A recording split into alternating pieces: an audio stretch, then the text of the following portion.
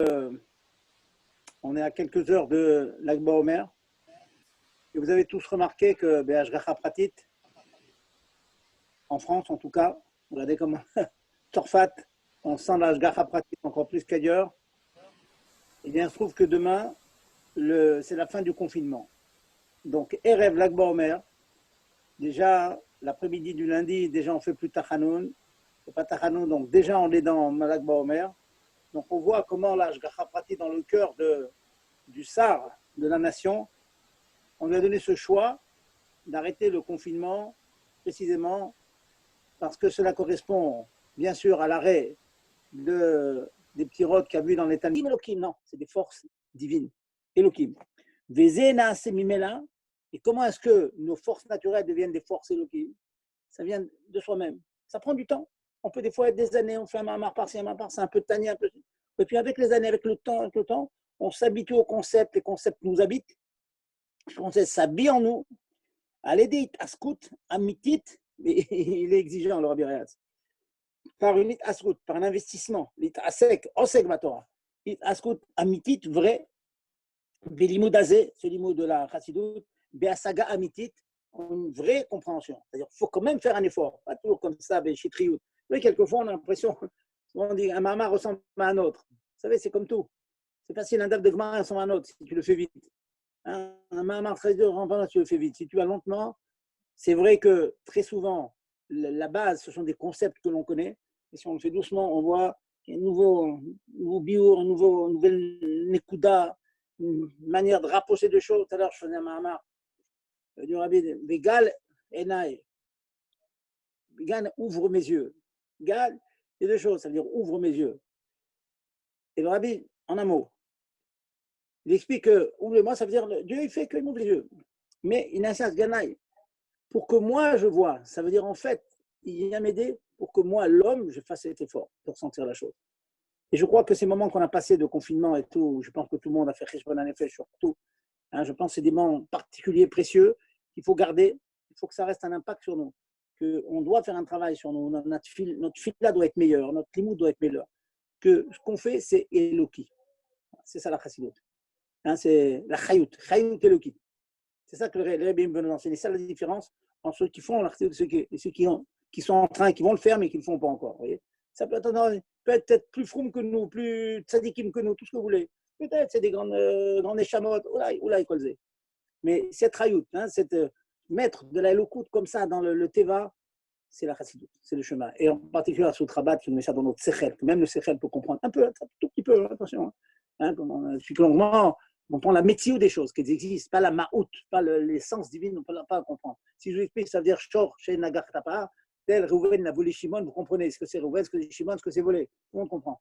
On explique des Yanim Elohim comme ça, c'est quoi le Elokut, et le Christotniou Takeli, et Plimiou Takeli. Mais avec le temps, on s'habitue aux concepts, et les concepts qui font de nous du Teva à de l'Elokut. Il prend notre Teva, Gashmi, il en fait de l'Elokut. Voilà donc tâchez n'oubliez pas, Lag BaOmer, il faut bien sûr chanter Bar Yochai. Certains Tunisiens ont l'habitude, vous savez, des bougies, Bar Yochai, Rabbi Shimon. Chacun avec sa itlavut, avec sa chaleur, doit se prendre les orotes de Rabbi Shimon en Eretz Israël, à Méron. Vous savez très bien ceux qui ont une chose là-bas, c'est fabuleux. Tous les juifs de tous les mitnagdim, les chassidim, et toutes les sortes chassidiotes, les faradim, les shkenadim, tout est là-bas. Ça, c'est le Rabbi Shimon. Donc voilà, on va commencer. J'espère que tout le monde est plus ou moins connecté. Donc, je vous rappelle, en gros, j'espère que vous suivez tous les shiurim. Ceux qui ne l'ont pas suivi, tâchez de demander à Gérard qui vous envoie la vidéo. On essaie de brosser un tableau rapide, certes, mais précis, et surtout de chaque melacha, de chaque chose qu'on étudie Biyoun longuement à la yeshiva, sortir les quelques halachot pratiques de notre quotidien. On a déjà étudié, pour ceux qui ont assisté au shiurim, la melacha de moudre, un tochen, la melacha, une fois qu'on a été tochen, de lâche, pétrir, la melacha de dash, battre le blé et faire des jus de fruits, du jus de raisin, etc. Et la dernière qu'on a fait, c'est melacha de gozez. Gozez, c'est que dépecer l'animal pour, pas dépecer, pardon. Gozez, c'est tondre, c'est prendre la laine avec laquelle on va faire, donc on va On va faire des fils, et avec des fils, on va faire les tentures, et ensuite, on va prendre les pots pour recouvrir le Mishkan. Voilà. Donc, toujours dans la constitution des végétaux avec lesquels on obtenait les samamanim, il y avait une lacha, elle est courte, je la dis quand même, une lechet zoré. Zoré barouach, en français, c'est vané. Vané, ça veut dire projeté au vent. Le mot populaire vané, dire une blague, ça vient de là. Une blague, c'est dire quelque chose qui va au vent. Vané, c'est la chose suivante. Une fois qu'on avait battu le blé, il y avait donc par terre les grains qui étaient mélangés avec les épis, avec la paille. Tout a été mélangé. Donc, il y a plusieurs manières, plusieurs étapes pour faire la séparation, la brira entre ces choses-là. La première étape consistait à l'époque, donc, on prenait donc un instrument, une pelle et tout, on projetait tout ça au vent, et c'est ça, zoré. C'est une brira, une séparation entre deux choses qui est obtenue par le vent. C'est l'aide du vent. Sinon, ça peut être une autre macha, c'est méraked, tamisé, borer, mais quand on se sert du vent pour faire le birour, pour faire la séparation des éléments, alors cela s'appelle zoré. Donc l'amlacha dans le Mishkan, c'était comme ça, c'est projeter donc le mélange paille, grain en l'air, au vent. La paille qui était légère se retrouvait plus loin, le vent l'emmenait plus loin, et puis les grains qui étaient plus lourds, ils tombaient. On se retrouvait avec un gros tas de grains qu'on prenait ensuite et on faisait la mouture qu'on écrasait après. Les toldot, les dérivés, il y en a une dérivée, c'est quand vous faites la même chose, mais pas avec le vent naturel, avec le souffle de votre bouche aussi. C'est une tolda de Zoré. 3 ou 4 applications de cette halakha dans le quotidien. La première, c'est qui peut vraiment arriver, c'est tout simplement quand vous avez, peut arriver parfois que vous ayez des cacahuètes, on va dire. On enlève la grosse peau des cacahuètes. La grosse peau, vous savez, il y a des cacahuètes, il y en a par 2 ou par 3, mais la grosse peau. Rappelez-vous, on avait dit que c'est la mlara de dash, pas de borer, parce qu'on a l'habitude de les faire dans les champs. J'avais expliqué ça longuement la semaine dernière ou la semaine passée. Mais imaginez que vous êtes dans vos cacahuètes avec la peau marron. Marron, comme ça, dans la main. C'est vrai que de nos jours, souvent, on les achète complètement épluchés. Mais il y en a beaucoup qui s'achètent avec leur peau marron, ou bien avec la grosse peau, on enlève la grosse peau. Vous vous retrouvez avec un tas de cacahuètes comme ça dans la main, et avec la peau. Souvent, on frotte les cacahuètes sur la main et on se trouve, il y a un mélange. Dans les mains, nous avons un mélange de cacahuètes avec la peau marron. Vous avez la bonne idée, c'est comme ça en semaine, hein, on ne dérange pas quelqu'un d'autre, la bonne idée de souffler. Donc, vous éloignez les éléments qui sont légers, à l'image de la paille qui était projetée un peu plus loin, et le grain tombé par terre. Là, vous projetez la petite peau marron, et vous retrouvez avec la main, dans la main, vous retrouvez avec les cacahuètes bien épluchées. Ça, c'est une tolda de Zoré. Vous vous rendez compte? Ma chère vient demain, messieurs, vous apportez un corban. Ça vous coûte un corban, ça. C'est incroyable. Il ne faut pas imaginer une chose comme ça. On a frotté un peu les cacahuètes, et chaque fois, c'est comme ça aussi. Le fait que vous ayez une saleté dans un verre, vous soufflez, grâce au vent, vous enlevez la saleté, vous aidez par le souffle, ça, c'est une tolda de Zoré. Voilà. Si on n'a pas étudié ça, on ne peut pas s'en douter, comme ça, disent les poskim, mais les Chet Zoré. Il y a un Yerushalmi, un mot Yerushalmi, qui élargit la melacha de Zoré, non pas vanner seulement pour séparer les pilles du blé, mais même le fait de pulvériser un élément par le vent. Ceci est interdit à cause de le Yerushalmi dit, et c'est une mouva comme ça, me fourrage dans le Shulchan Aruch et dans le Morazaket. Un rokek la roach, quelqu'un qui a la bonne idée de cracher, ben, il a un problème, il a un glaire, il crache dans la rue. Il y a du vent, au vent. Donc, il y aura des postillons qui vont partir de tous les côtés. Ça, le Yerushalmi interdit. Admon Zaken dit que ça sourd. Vous vous rendez compte? Alors, vous n'allez pas faire ça parce qu'on n'a pas le droit de porter, mais en Eretz Israël, la majorité des villes, on a le droit de porter. En France, dans le jardin, dans notre jardin, c'est fermé le jardin, on peut porter dans le jardin. Ah, il y a du vent, j'ai la bonne idée de cracher au vent comme ça, et puis il y a des postillons qui vont de tous les côtés. C'est assourd. Voilà, quelque chose qu'on ne pourrait pas se douter. Et si on le fait dans la rue pour nous en France, qui n'avons pas de Hérouvine, non seulement on transgresse Zoré, mais on transgresse Ossa aussi. On fait Arba Amot, là c'est Zorek. Jeter un objet plus de 4 amot, plus de 2 mètres, c'est interdit à cause d'une tolda de portée, quoi. Un dérivé de toldé, de portée, de Otsar. Oui, c'est le deuxième cas. Le troisième cas, c'est que, imaginez à Pessah, bon, cette année, je ne vous cache pas que j'ai eu des chez l'autre. Les gens se retrouvent avec du Hametz à la maison, ils ne savent pas quoi en faire.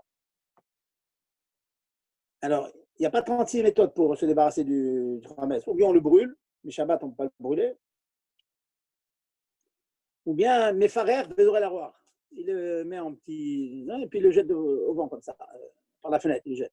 Si vous faites ça, pendant Shabbat, c'est interdit. C'est Mlacha. Donc, toutes les miettes de pain ou de gâteau là, que vous voulez pulvériser en partout, hop, vous faire comme ça, on n'a pas le droit. Bon, cette année, pour le Hametz, la solution pour ceux qui étaient coincés comme ça, se retrouver avec du Hametz à la maison, c'est en petits morceaux, de le mettre aux toilettes et de tirer le. On considère que ça va les hiboutes, ça va complètement être abîmé dans les toilettes, donc c'est fini. Ça s'appelle bio.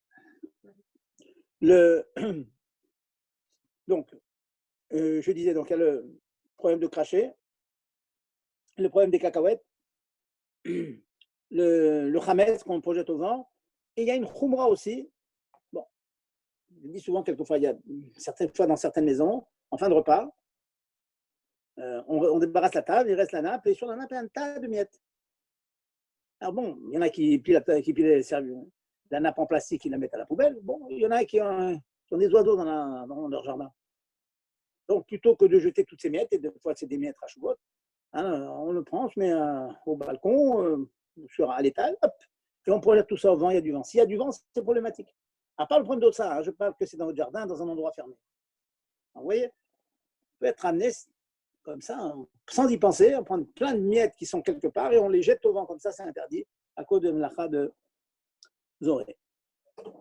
Il y a une chéla dans les poskim, je conclue avec Zoré. Une chéla dans les poskim, c'est est-ce qu'on peut utiliser un déodorant, un désodorisant des toilettes, dans la cuisine, pour pas qu'il y ait d'odeur. On sait qu'il y a dedans une espèce de gaz là-bas, le gaz donc qui propulse un liquide, et puis voilà, le liquide, donc ça ressemble beaucoup comme positionné, comme voilà, projeté au vent.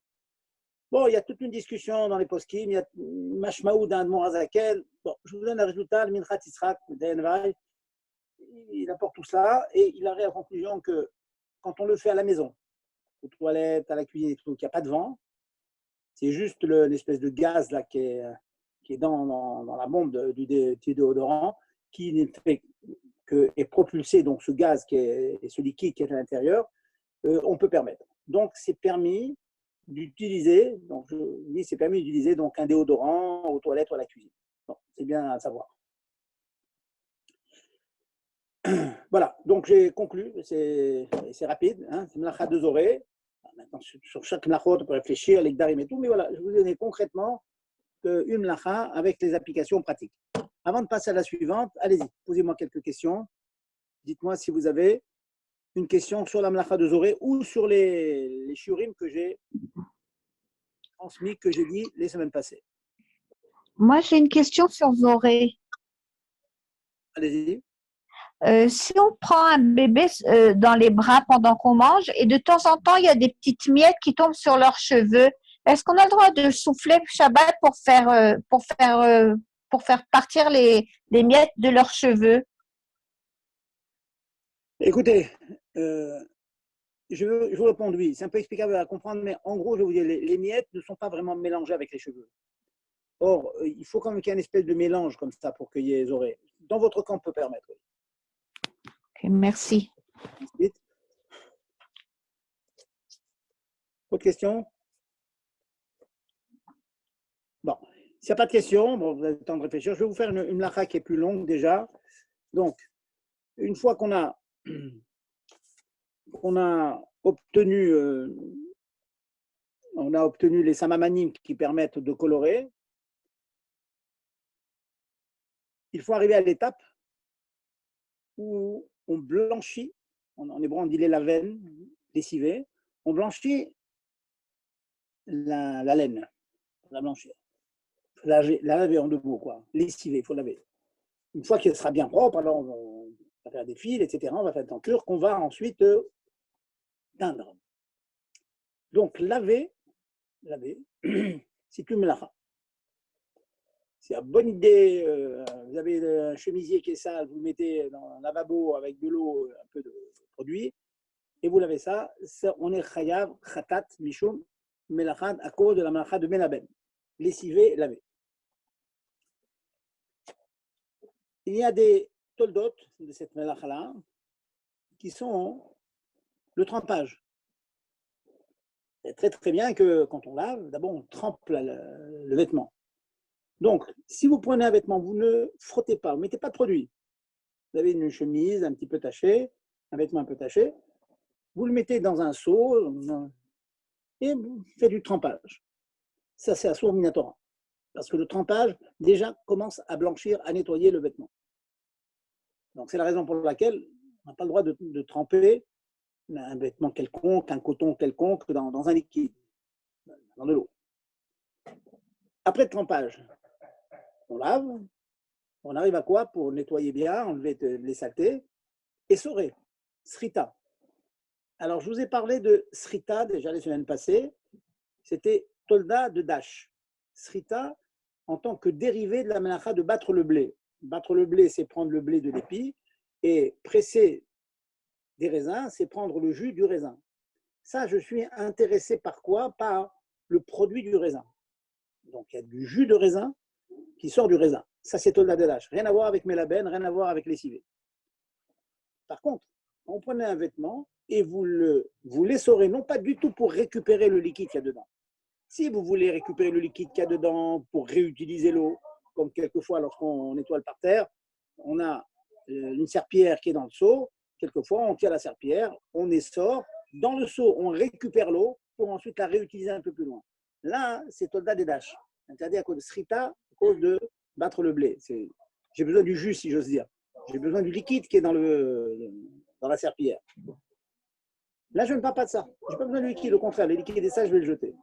Mais tout le but d'enlever cette eau, par l'essorage, la machine, position trempage, essorage, essorer, c'est une fois que votre vêtement il est plus propre parce que les produits, les détergents ont fait leur effet, donc on essore pour enlever l'eau qui n'est pas propre. Ça, c'est Assour, Mishum, Melaben, blanchir, lessiver. Donc, surtout, n'ayez pas la bonne idée. Un jour, vous rentrez chez vous, vous avez votre vêtement complètement mouillé, je vais l'essorer. Alors, vous l'essorez même, vous dites, mais ce n'est pas du tout d'âge, ce n'est pas du tout comme prendre des fruits, puisque je veux jeter l'eau. Oui, certes, je n'ai pas besoin de l'eau, ça n'a rien à voir avec les lingettes dont j'ai parlé la semaine dernière. Ça n'a rien à voir, je ne suis pas intéressé par l'équipe, au contraire, je le jette. Oui, mais je suis intéressé par le fait qu'une fois que sort cette eau qui est un peu sale, mon vêtement est propre, ça c'est interdit. Donc, quand on fait srita, on peut être quelquefois chayav à cause de melachot. Celle de faire un jus, quand je suis intéressé par le liquide, et je suis melaben quand je suis intéressé par rendre plus propre, plus net le vêtement que je suis en train de laver. Voilà donc les toldot, le av et la tolda, le melaben. Ça, c'est dans les tissus. Dans les tissus, vous trempez, on a dit c'est interdit. À plus forte raison, essorer, c'est interdit. Il y a les peaux maintenant. Vous avez des peaux, vous avez un vêtement en cuir, vous avez des chaussures en cuir. Je parle de chaussures en cuir sans lacets, il n'y a pas de tissu. Des bottes de jardin, vraiment en cuir ou en plastique, caoutchouc. Dans ce cas-là, étant donné que l'eau ne pénètre pas très très peu à l'intérieur du cuir, nos Chachamim nous expliquent que le trempage des bottes dans l'eau, ce n'est pas interdit. Donc, si vous avez comme ça des bottes qui ont pris la boue, et vous les trempez dans un seau, ça va macérer dans le seau, au bout d'un moment, toute la boue va partir, ce n'est pas interdit. Par contre, si vous commencez à frotter les chaussures, les bottes, ou le vêtement en cuir, vous le frottez parce que la saleté ne s'en va pas, là, c'est un problème. Là, ça s'appelle melaben. La différence entre le tissu et le cuir, c'est que le cuir, le trempage est déjà interdit. Le tissu, le trempage est interdit. Le cuir, les peaux, le trempage n'est pas interdit. Ce qui est interdit, c'est le frotter dessus. Ça veut dire, imaginons un cas, vous avez de jolies chaussures Shabbat, chaussures en cuir, vous rentrez chez vous, vous avez pris la boue. On était surpris par la pluie, c'est beau. C'est pas trop comment. Commencer à frotter les chaussures, c'est interdit, nous avons dit. Vous pourriez, par exemple, aller dans la salle de bain ou dans votre jardin, si vous avez un robinet, ouvrez le robinet, laissez l'eau du robinet couler sur votre chaussure en cuir. Et donc, l'eau va enlever le cuir. Ce n'est pas interdit. Sauf si vous avez, bien sûr, un robinet avec un karcher. Alors le karcher, c'est comme si vous frottiez. Je ne parle pas de ça, vous avez compris. Je parle, Stam, vous ouvrez normalement le robinet et un jet normal, d'une puissance normale, coule sur votre chaussure et enlève les saletés. Ça, c'est permis. C'est la raison pour laquelle aussi, on aurait le droit, si vous avez une nappe en plastique, qui est sale parfois, si vous avez maintenant de l'eau par-dessus, vous pouvez doucement en prendre un chiffon sec, hein, une serviette de table sèche, ou une éponge sèche, et puis vous pouvez enlever tout ça. Ça va doucement, sans frotter bien sûr, vous enlevez toute l'eau. Ce que vous n'aurez pas le droit de faire, j'en parlerai tout de suite, si vous avez une nappe en tissu. Par contre, ce qui arrive, c'est que quelquefois, il y a du vin qui est tombé sur la nappe en plastique, et le vin un petit peu a coagulé, un peu durci. Et pour l'enlever, il faut frotter. Alors là, c'est interdit. Vous n'avez pas le droit de mettre de l'eau sur du vin coagulé et frotter. Frotter, c'est interdit. Par contre, si c'est encore mouillé, bien humide et stable, en passant comme ça une serpillière ou une serviette de cuisine par-dessus, on a le droit de le faire. C'est ça donc la différence. Hein. Faites bien la distinction entre les tissus et les peaux. Et les dérivés des peaux, ça veut dire les plastiques, la caoutchouc, etc. La différence, c'est que dans l'un cas, l'eau, elle pénètre vraiment, dans l'autre, non. Ça reste un peu superficiel, ça peut être à peine. Dans les cuirs, ça pénètre un peu, dans les plastiques, ça ne pénètre pas du tout, birlal. Donc, c'est comme ça le din. Maintenant, les conséquences de cela, elles sont les suivantes. On a dit qu'elles seraient cet interdit. Imaginez que vous rentriez chez vous, vous avez pris la pluie, vous avez pris une averse terrible, le vêtement est complètement trempé. Qu'est-ce qu'on fait généralement? Vous avez un impair, un manteau, on le prend en rentrant à la maison, on le secoue. C'est d'enlever le maximum d'eau. Le fait de secouer, c'est assimilé à essorer. Vous êtes en train de dégager toute l'eau qui est rentrée dans le tissu de votre imperméable ou de votre manteau. Interdit, on n'a pas le droit. La seule chose que vous puissiez faire, c'est prendre un cintre, un porte-manteau, et accrocher votre manteau, ou bien le mettre sur un dossier de chaise. Par contre, vous n'aurez pas le droit de laisser de laisser sécher votre manteau dans l'endroit qui est réservé pour cela. Si vous avez un étendage comme ça qui est préparé chez vous, quelquefois dans certaines maisons, sur la salle de bain, dans la salle de bain, il y a comme ça des fils d'étendage. Ou bien dans le jardin, des fils d'étendage. Vous n'avez pas le droit. On a une peur comme ça, c'est un maritaïn.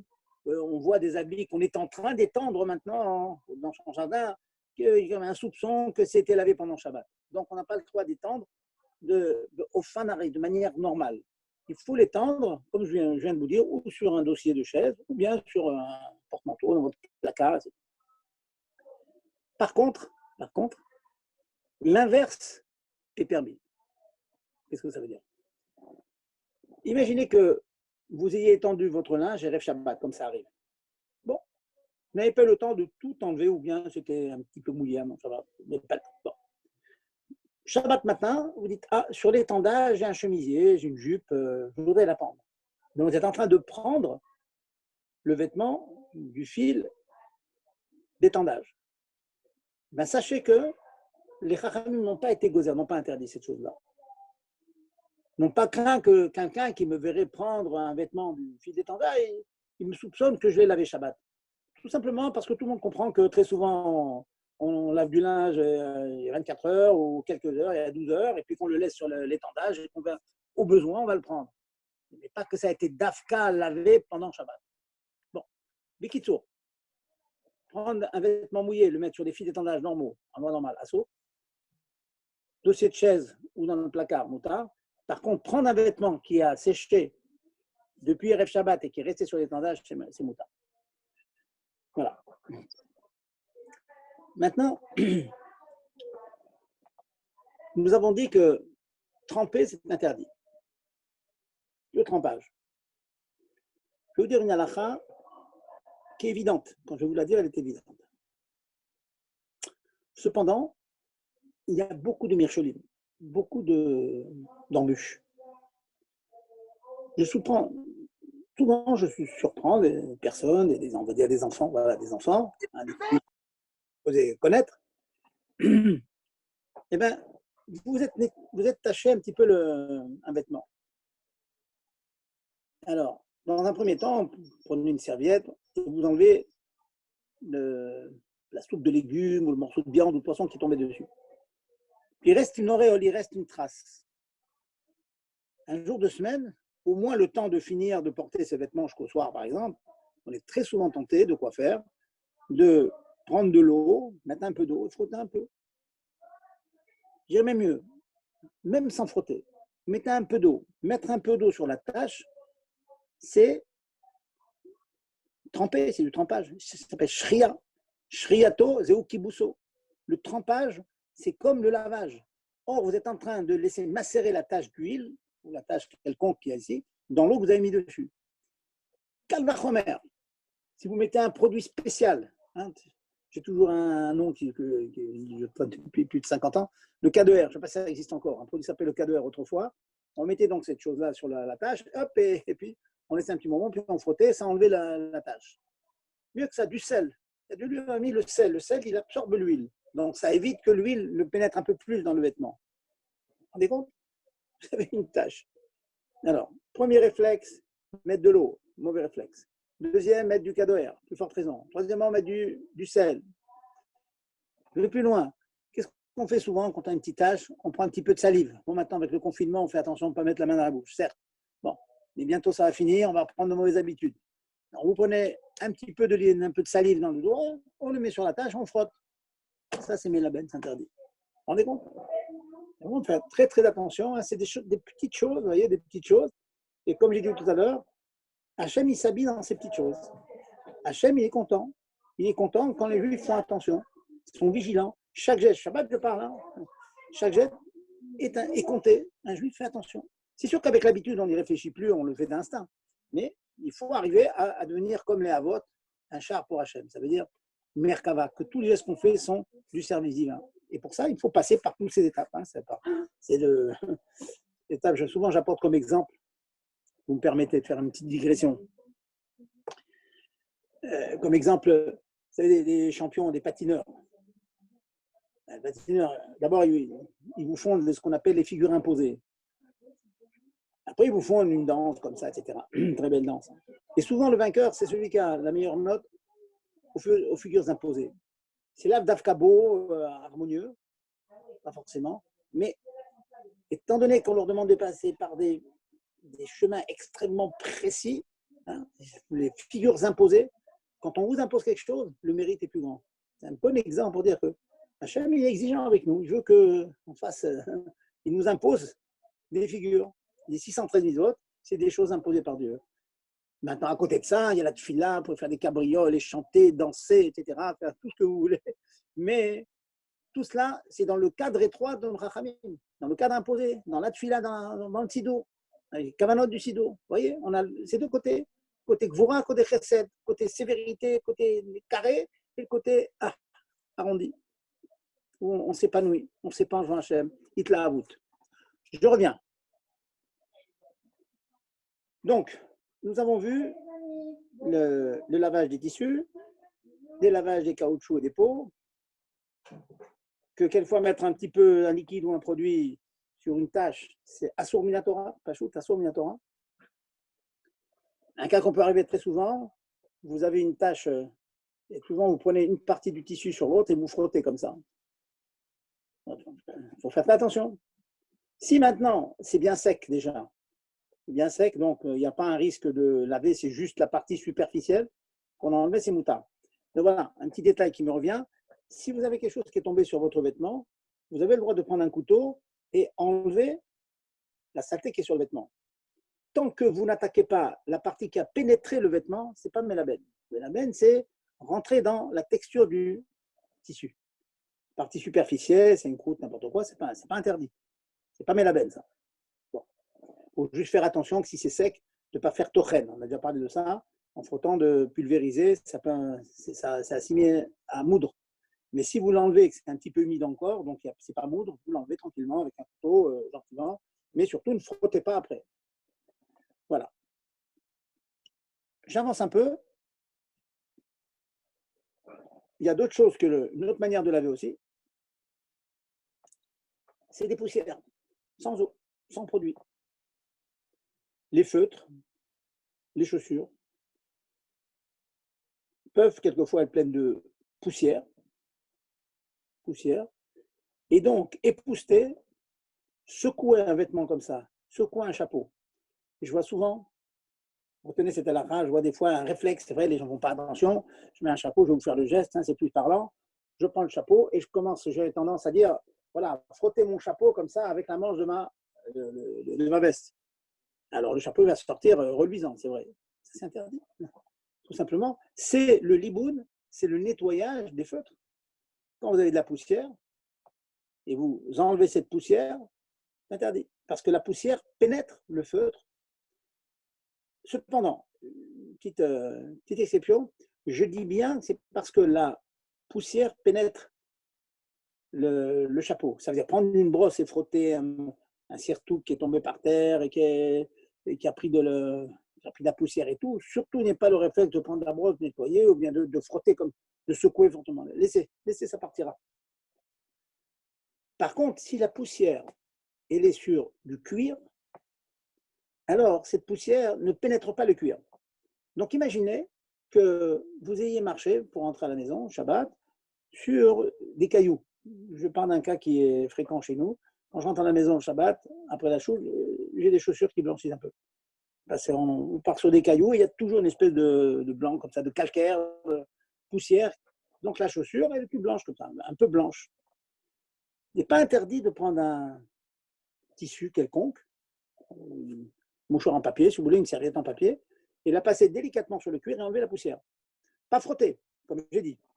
Mais au moins vous enlevez la couche superficielle. Il ne restera plus rien. Ce n'est pas très très propre, certes, parce qu'on n'a pas le droit de frotter, mais au moins on a enlevé toute cette poussière qui recouvre le cuir. Bien savoir cette chose-là, vous voyez. Et la svara, la logique, elle est claire. C'est que, comme j'ai dit tout à l'heure, dans les pots, le trempage n'est pas interdit, parce qu'il n'y a rien à enlever avec le trempage. Quand on frotte, on va pouvoir les premiers demi-millimètres, on va l'atteindre.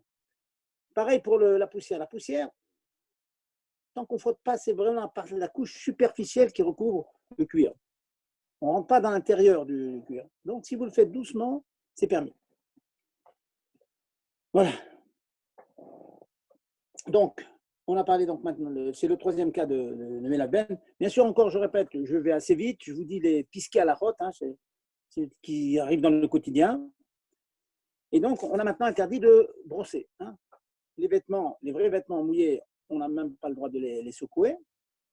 Des vêtements en cuir, on frotte pas, mais on peut tremper dans l'eau. Et la poussière, on n'a pas le droit de secouer comme ça, les chapeaux, etc. Pour la raison que je viens de vous dire, parce que finalement, vous extirpez la poussière et le chapeau devient reluisant après. Par contre, de la poussière sur du cuir, ça c'est permis. Voilà.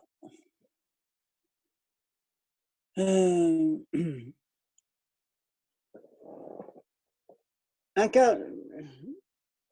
cas qui peut être problématique. Imaginons par exemple, à cause de ce problème d'essoré, que vous ayez une bouteille d'eau qui tombe sur la table. Alors, on a le droit d'essorer, on a le droit de mettre une éponge, une serviette de cuisine par-dessus, s'il n'y a pas trop d'eau, de telle sorte que la serviette ne sera pas complètement imbibée d'eau. Il faut toujours qu'elle soit mouillée, certes, mais qu'il y ait toujours une partie sèche. Au besoin, on utilisera 3, 4, 5 serviettes de cuisine. Au besoin. Une question qui m'a été demandée il y a 15 jours, je crois, qu'est-ce qu'on fait lorsqu'il y en a une qui a pris complètement l'eau et tout? Alors j'ai suggéré de prendre si vous vous rappelez, de prendre une assiette, de prendre un couteau et de prendre ces serviettes complètement imbibées et doucement le mettre dans l'assiette. Parce que ce n'est pas psychréché, ça peut un peu essorer, mais ce n'est pas sûr. Comme ce n'est pas sûr, donc on permet. Bon. On ne va pas arriver à cette extrémité, mais si un jour vous avez comme ça les enfants au Hachem, que Dieu les bénisse, il y a souvent le coca qui se renverse, vous prenez un tissu sec, vous prenez du sopalin sec et bien sûr préalablement coupé. Hein. Le sopalin, c'est complètement interdit de le déchirer pendant Shabbat et Yom Tov. Donc, si vous passez par toutes ces étapes-là, vous avez le droit donc de poser ces papiers. Ensuite, avant qu'ils soient complètement imbibés d'eau, ben, vous les enlevez. Donc, beaucoup d'eau, c'est interdit. Un peu d'eau, c'est permis. j'en profite pour vous dire que l'interdiction de Mélabenne, si vous m'avez bien suivi, ça dépend beaucoup de la puissance de pénétration du liquide. Le pire, c'est les vêtements, moins, c'est les peaux, et dans les cuirs, il y a la poussière. Si une saleté est sur une surface complètement dure vraiment, très simple, vous avez sur une vitre, une saleté sur une vitre, il n'y a pas l'interdiction de Mélabenne de nettoyer la vitre. Quelqu'un a eu la bonne idée, je sais pas, il a jeté du vin, il a jeté un fruit, et il y a une espèce de couleur qui reste sur la vitre. Je vais aller dans la vaisselle, voilà. Vous avez de la vaisselle, il faut la nettoyer pendant le Shabbat. Ben, en nettoyant la vaisselle, vous allez enlever la saleté du plastique ou du verre ou de la porcelaine que vous nettoyez, oui. On va dire c'est peut-être Mélabenne, non. Parce que la porcelaine, tout ce que je viens de vous citer dans les couverts de nourriture, avec les ils sont durs. Une vitre, c'est dur, donc il n'y a pas Mélabenne. C'est la raison pour laquelle vous pouvez parfaitement prendre vos lunettes et les nettoyer. S'ils sont sales, vos lunettes, vous les mouillez un petit peu. Et ensuite, vous prenez un tissu sec et vous enlevez l'humidité que vous avez mis. Il ne faut pas faire l'inverse, ne pas tremper le papier dans de l'eau ou dans le liquide et ensuite nettoyer vos verres à cause de Srita Tolda Dedash. Mais vous faites l'inverse. Vous mouillez le verre et après, vous mettez la buée, comme on fait souvent avec les. Comme ça. Faites comme ça. Donc, il y a un petit peu de buée et avec un chiffon sec, vous nettoyez. Ça, c'est permis. Même ça enlève des taxés, des fois des saletés qui sont collées, ça gêne. Il y a un petit peu de nourriture qui s'est collée au verre. Ça, c'est moutard. Parce que ce n'est pas rentré dans le verre, c'est à la superficie. Donc, ce n'est pas la Agdara, la définition de ce qu'on appelle Mélabenne. Voilà, donc je vais passer en revue, certes rapidement, voilà, tous les cas que l'on peut rencontrer dans le quotidien de Mélabenne. Donc, faites attention, hein, ne laissez rien tremper, un vêtement trempé, une assiette trempée, c'est complètement interdit. Une chose à laquelle aussi il faut faire attention, et pour l'instant je vais conclure avec ça, très souvent il y a des endroits dans la salle de bain qui sont prévus pour sécher les serviettes. Donc quand on s'essuie, même quand on est beaucoup essuyé, la serviette n'est pas complètement trempée, mais elle est quand même mouillée. Puis on la met dans un endroit, ou bien directement sur le radiateur spécial, ou bien sur une espèce de petite clayette comme ça, qui est à côté du radiateur. C'est complètement interdit. Parce que la chaleur va faire évaporer l'eau, c'est comme Mélabenne, c'est comme mes vachelles, comme cuir.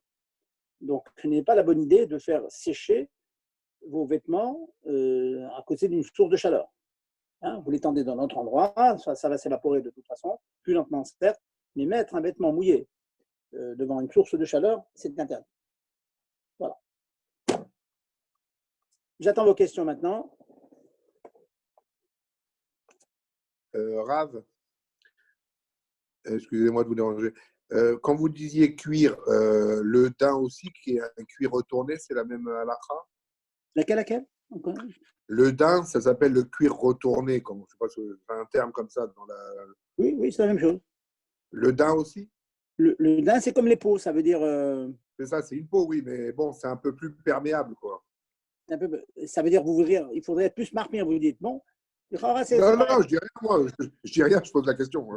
Oui, non, on n'a pas le droit de frotter, mais si les passer sous le robinet, c'est permis. Ah, d'accord, ok. Merci. Voilà. Autre question? Allez, n'hésitez pas. Et au niveau de l'eau qui tombe sur la table, mettre du sopalin seulement, c'est permis, mais il ne faut pas que ça soit trop imbibé. Alors, comment on fait? C'est compliqué. Alors, c'est pour ça que dans ces cas-là, si c'est du plastique, du vrai plastique, hein, je ne parle pas des nappes en tissu ou en nylon. Vous voulez dire l'eau qui tombait sur le plastique? Sur le plastique, ce n'est pas très difficile. Vous prenez une assiette, et vous prenez un couteau, et vous faites glisser l'eau, et finalement, elle rentrera dans l'assiette. D'accord. Ensuite, ça c'est facile de prendre une serviette de cuisine et de l'essorer, et pas de l'essorer, de l'enlever, de sécher. Mais effectivement, vous êtes obligé de faire comme ça parce que si vous récupérez le coca, des fois vraiment on a une grande bouteille de coca qui est sur la table, il n'y a pas autre choix que prendre un couteau et gratter comme ça. Par contre, si c'est arrivé sur une nappe en tissu, c'est pas possible parce que vous allez mouiller tout le reste. Donc il n'y a pas le choix là. Il faudra prendre une grosse serviette de cuisine, grosse, et la mettre dessus et qu'elle soit suffisamment grosse pour qu'elle soit imbibée qu'à moitié et vous l'enlevez au fur et à mesure. Au pire, on en était 2 ou 3. Ah, sur du tissu, pas de sopalin, alors. Enfin, pas des papiers. Le sopalin, vous savez très bien, il va être complètement dégoulinant, on ne peut rien faire avec le sopalin.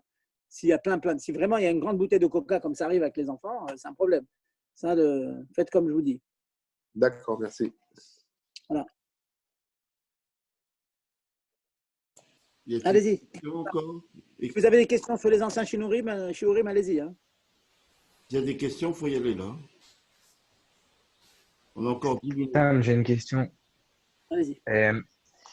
Genre juste, voilà, est-ce que ce serait un problème de cracher à l'Enou Shabbat et après de venir et de mettre le pied dessus? Pas compris. De venir Shabbat, oui, à l'Enou, de cracher par terre, oui. Ce serait un problème Shabbat de venir et de mettre le Ah, pied la dessus. choule. Ah, cracher à la Pas la choule. choule. Non, pas la choule, pas la choule. Je parle des Khalal. Est-ce qu'il y a un problème de cracher Shabbat et de venir avec son pied et d'étaler? Alors, cracher Shabbat. Larik. Oui. Cracher au vent, j'ai dit tout à l'heure, il y a un problème de zoré. Hein. Tu rappelles ça? Oui, oui, oui. On ne parle pas de ça. Ok. On parle à la maison, quelqu'un qui a un glaire, Ouais, n'importe. Ouais. Alors, bon, je suis d'accord que c'est pas très poli, c'est pas très distingué de faire ça. Donc, on le Ouais, fait, on le fait seul, etc. Bon, mais maintenant, si c'est sur de la terre, si c'est sur du carrelage, et vous passez la chaussure dessus, c'est pas grave, il n'y a rien. Si c'est sur de la Ok. terre, on verra qu'il y a une lacha qui est égalisée la terre. Ça, c'est un problème. Il ne faut pas le faire sur la terre. Si vous crachez sur la terre, laissez le crachat, c'est tout, sans passer la chaussure dessus. J'ai une question, s'il vous plaît. Si j'ai un enfant qui a la manie de sucer sa kippa, il enlève toujours la kippa, il la met dans la bouche. Est-ce que ça sourd Shabbat? Non, laissez-le, madame, laissez-le. Non, mais il est grand, il a plus que la bar mitzvah. Ah oui, c'est un bon garçon. Est-ce que ça s'appelle une avera, une melacha de Shabbat? Je suis en train de réfléchir avec vous. Donc, qu'est-ce qu'il fait? Donc, il a un tissu, il le met dans la bouche et il le suce seulement. Voilà. Bon, le problème, c'est qu'il mouille le tissu. Parce que si la kippa est mouillée et il suce pour prendre le jus qu'il y a dedans. Non. C'est le cas. Non, j'ai une kavana, madame, quand je vous dis ça. Parce qu'on a lâché là quand il y a une brit mila. Vous savez qu'il y a l'anesthésiste, toujours quelqu'un à côté du Moël, qui met un petit coton dans la bouche du bébé pour pas qu'il pleure. Vous voyez de quoi je parle? Oui. Eh bien, il y a toute une chaîne là dans les poskim. Est-ce qu'on peut laisser un bébé faire cette chose-là? Parce que quand il est en train de prendre le jus qu'il y a dans le liquide qu'il y a dans le coton. Ah. Alors, on dit que c'est pas parce que l'enfant, il fait Alda Tatsmo, il fait pour lui. Quand vous avez un petit enfant qui a une sucette, un enfant qui a la sucette, vous lui laissez la sucette. C'est ça pour lui. Ce qui est interdit avec un enfant, c'est qu'un enfant il fasse quelque chose à date à vivre pour les parents. Mais pour lui, on peut le laisser faire. Donc, si vous avez un grand-fils comme ça, c'est différent. Donc, il faut voir, est-ce qu'il y a un Issour Bichlal? Alors là, il n'y a pas un liquide qui est en train de récupérer. Donc, il n'est pas en train de faire d'âge. Il est en train de nous mouiller un petit peu quelque chose, mais c'est des khlikhlour, ça. Non, apparemment, il n'y a pas de problème. Non. Bon, il n'y a pas de problème. Merci. Il faut peut-être savoir pourquoi il fait ça, mais bon, c'est une autre question. Merci. Alors, vous avez dit qu'on n'a pas le droit de sucer une tâche. S'il y a une tâche, on n'a pas le droit de la sucer. C'est ça? Non, madame, wow, surtout pas. Surtout pas. D'accord. Ni sucer, ni frotter, ni quoi que ce soit. Vous la laissez, vous ne touchez pas. La seule chose, si vous avez une épaisseur, là, c'est une saleté épaisse, comme j'ai dit tout à l'heure, la mayonnaise. Vous allez prendre un couteau, enlever la partie superficielle de la mayonnaise. Mais la couche qui est restée sur le tissu, vous ne touchez pas. Ah, merci beaucoup. Question encore? Allez-y. Quelqu'un a une question? Non, ben Rav, a priori, il n'y a pas de question. Bon, Hachem, je vois que tout le monde est au courant. En tout cas, moi, je serais très, très content, très heureux que vous ayez encore des questions. Vous les envoyez. Donc, vous voyez, vous découvrez des choses que des fois, on peut étudier longuement la Gemara de manière très profonde à la yeshiva, mais ensuite, ne pas pouvoir en tirer des conséquences pratiques dans notre quotidien. Or, c'est ça le but. Hein, ça s'appelle, dans le terme de nos chachamim, les asuke shma'ateta alibad el cheta. c'est s'investir dans une souga, dans un sujet profond, mais pour sortir des choses concrètes. Alors, entre ce qu'on voit dans la Gemara, le Shulchan Aruch et tout, et puis arriver à dire, pas le droit de mettre une goutte d'eau sur la petite tâche que je viens de faire avec la mayonnaise, il faut beaucoup de travail. Donc voilà, je vous donne le gâteau. J'avais une petite question, si c'est possible.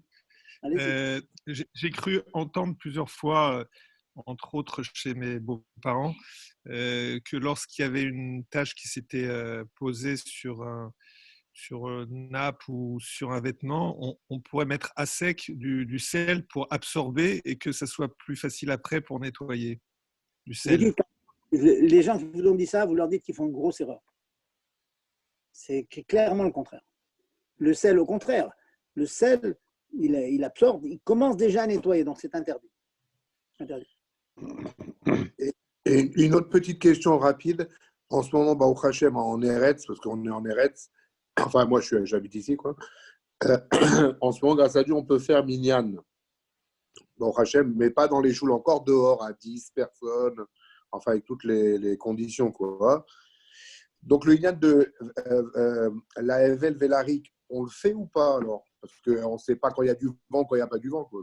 Non, tâchez de le faire dans un endroit où il n'y a pas de vent, vous collez, je sais pas, une table ou un petit muret, un ilodéa, ou bien vous baissez bien de telle sorte que il n'y a aucun risque que le vent l'emmène, vous voyez. Vous faites comme ça. D'accord. En Israël, il n'y a pas ce problème en Israël, Jean-Marc. Si, c'est pas pour porter, c'est pour Zoraire, c'est pour le lien de... Oui, bien sûr. À la choule, il n'y a pas de problème parce qu'il n'y a pas de vent, mais là, vous faites une bonne remarque. Vous priez à l'extérieur, il peut y avoir un coup de vent, vous avez raison. Non, Gérard, GG, c'est pas pour le lien de porter, c'est le lien de éparpiller. Enfin, oui, j'ai compris. Voilà. Bon, on fait attention. Une question. Merci beaucoup. Plaisir, merci, Rav. Azakobao. Répétez ça à vos femmes si elles ne sont pas là. Il faut vivre avec ça. Il faut vivre. Non, mais grâce à Dieu, ce Shabbat, grâce à vous, Rav, par rapport à votre cours de la semaine dernière pour se brosser, pour les nattes et tout ça, on a eu beaucoup de discussions là-dessus. Et comme j'ai des enfants encore en bas âge, ils ont fait ça. Et bon, ça a fait beaucoup de bien. Plaisir, Khazak. Allez, merci, Rav. Excusez-moi, encore une dernière question en ce qui concerne se brosser les dents. Est-ce que ça s'appelle aussi laver ou comment ça se passe? Alors, non, il a dit déjà hier. Se nettoyer les dents, elles sont dures, donc ça ressemble à la vitre et les ustensiles. Donc laver les dents, il n'y a aucun problème. Mais il y a un mais, comme d'habitude. Le mais, c'est que si vous utilisez du dentifrice en pâte, pas liquide, il y a une autre mlacha qu'on n'a pas encore faite qui s'appelle mémaréach. Ça veut dire étaler. Donc, il faut utiliser du dentifrice liquide. À part ça, il faut prendre une brosse à dents que vous n'utilisez que Shabbat. C'est comme ça, il y a une halakha qui est marquée, un peu drôle, mais c'est comme ça. Il faut que vous en ayez une spéciale et surtout, quand vous avez fini de vous brosser avec le liquide, il ne faut pas la nettoyer après. Parce que vous la nettoyez pour après Shabbat, c'est interdit. Donc vous nettoyez les dents, vous laissez de côté, et Motza et Shabbat, vous la nettoyez. Mais Rav, au niveau de la pâte dentifrice, je ne sais pas si c'est vous que si on la met dans la bouche, on la laisse devenir liquide sans que c'est permis, ça? Je n'ai pas fait d'expérience là-dessus, mais sur votre responsabilité. Si vous êtes sûr qu'elle devient liquide, pas de problème. Mais il faut voir la médecine. Je ne connais pas la médecine. Non, je ne sais pas non plus. Franchement, il y a de dentifrice liquide maintenant. Vous êtes en Israël, vous allez en trouver partout. Hein. Achetez du liquide, c'est tout. Pour Shabbat, on a du liquide. Et moi, je fais autre chose pour avoir le goût du dentifrice sans les brosser, parce que je ne me brosse pas. On ne sait jamais pour une yann de sang. Je mets la pâte dans la bouche, je la laisse faire ce qu'elle veut. Et après, je mets de l'eau et je recrache. C'est permis, ça? Aucun problème. Ça, il n'y a pas de problème, d'accord. Aucun. Pourquoi? Même si votre pâte, elles ne fond pas, c'est pas grave. Pourquoi? Voilà, c'est ça. Parce que on l'étale, c'est mes maréas. Mais si vous n'étalez pas. Non, je ne l'étale pas. Je l'ai juste dans la bouche pour avoir la sensation de fraîcheur. Aucun problème. Une dernière question, s'il vous plaît. Si par exemple, il y a du coca qui s'est renversé par terre, moi j'ai du carrelage avec des joints. Alors, est-ce que je peux nettoyer la partie qui est sale? La réponse, madame, c'est une très bonne question. Vous avez parfaitement le droit, si vous avez plusieurs endroits ça dans la salle à manger, de nettoyer les tâches. Les tâches alors. Ce qui est interdit, et c'est qu'on n'a pas le droit de laver toute la salle à manger avec de l'eau. Rincer tout. Même que vous l'utilisez avec une raclette, avec un goumi, ça veut dire qu'il n'y a pas de problème de srita. C'est du caoutchouc. Donc, si vous allez jeter de l'eau partout, et puis sur votre carrelage, vous passez le goumi, vous enlevez tout. Ça, c'est interdit. Parce que c'est un interdit. Chacham, ils m'ont interdit pour diverses raisons. J'expliquerai ça dans une autre melacha. Par contre, si vous avez autour de la table des endroits où le coca est tombé, du vin coagulé et tout, vous mettez un peu d'eau dessus, vous frottez doucement avec un tissu ou un chiffon, sans faire srita, et vous enlevez le saté. C'est permis, madame. Même s'il y a du joint entre les carreaux? Pas grave, le joint, c'est finalement, c'est quoi? C'est du mastic. Ah, d'accord.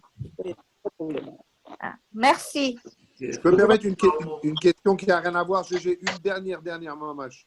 Ah, non, mais ça me dérange pas, on peut continuer, hein, pas de problème. Oui, mais on a une petite mémoire. Après, on va oublier ça après. Non, juste une question que moi, je porte des lunettes comme vous. Est-ce que vous savez, on a l'habitude dans la semaine de mettre de la buée dessus et oui ou non Shabbat? Je l'ai dit, vous n'avez pas écouté tout à l'heure? J'ai pris peut-être à 9h15, je suis arrivé, quoi. J'ai dit que non seulement vous avez le droit de ça, vous avez même le droit de mettre de l'eau sur vos verres. Pourquoi? J'ai expliqué tout à l'heure que quand vous avez une surface dure, plane, comme de la vaisselle, du plastique, en porcelaine, en fer, et qu'il y a des saletés dessus, le fait de laver, c'est pas mélabène. Pas mélabène. Mélabène, c'est quand la chose, elle a pénétré le tissu, elle a pénétré la peau. Mais là, sur une surface plane, complètement dure, comme là, imaginez que j'ai une tache, quelqu'un a jeté un fruit sur la vitre. La vitre, elle est sale, j'ai le droit de nettoyer. Donc, pour vous, il n'y a aucun problème. Vous avez parfaitement même la buée? Mieux que ça, il faut mettre de l'eau. Même de l'eau. Ok. De l'eau sur le verre, attention. Par contre, attention. Oui, le verre des lunettes. Voilà, sur les verres de lunettes. Mais n'ayez pas la bonne idée d'acheter, maintenant, s'acheter pour les spéciaux, ils sont mouillés, mais ils comme les lingettes. Ça, non. Parce que vous allez appuyer dessus, elles sont mouillées. Et là, oui. De dash, vous vous rappelez? C'est sochet. D'accord. Oui. C'est mouillé. C'est comme un coton. Rappelez-vous, j'avais dit le cas, un petit bobo, on met l'éosine sur le bobo et on prend le coton après, on l'étale. Mais on ne trempe pas le coton dans l'éosine. Parce que là, ça va faire srita. On ne trempe pas le coton dans le truc rouge pour les enfants, jamais? J'ai pas compris. Non, j'ai dit comme ça. J'ai eu l'occasion, quand on a fait la plaque de dash, je dis comme ça. Si vous avez un enfant et un bobo, vous pouvez mettre l'éosine, le mercurochrome dessus, prendre ensuite le sopalin ou du coton hydrophile, et vous étendez. Ah, mais le contraire, non. Le contraire, non, parce que ça veut dire quoi le contraire? Prenez le coton, vous le trempez dans l'éosine, et après, et vous l'étalez. Ça veut dire votre intention, c'est que l'éosine qui est rentrée dans le coton, elle ressort pour badigeonner le bébé. Donc, c'est puis sort, ça c'est assaut. Alors, mercurochrome, coton, et là, on peut... 100%. Pour revenir, s'il vous plaît, pour revenir sur le nettoyage du sol. Donc, on a vu que même vous avez dit à la dame qu'elle pouvait nettoyer une partie où il y aurait une tâche sur une partie. Mais maintenant, en ce qui concerne à sec, faire par exemple toute la salle à manger, faire le balai de toute la salle à manger. Le balai, c'est moutard. C'est l'eau qui est interdite. Shtifat ritva, c'est marqué. Balayer les tâtés, c'est moutard. D'accord. Et enfin, de ma part, une dernière question. En ce qui concerne, est-ce que ça ressemble à l'histoire du mercurochrome là? Quelqu'un qui veut se faire un café, on met d'abord le café puis l'eau ou ça peut être le contraire? Non, ça n'a rien à voir. Parce que le mercurochrome, c'est ça. Là, vous êtes rien sochet.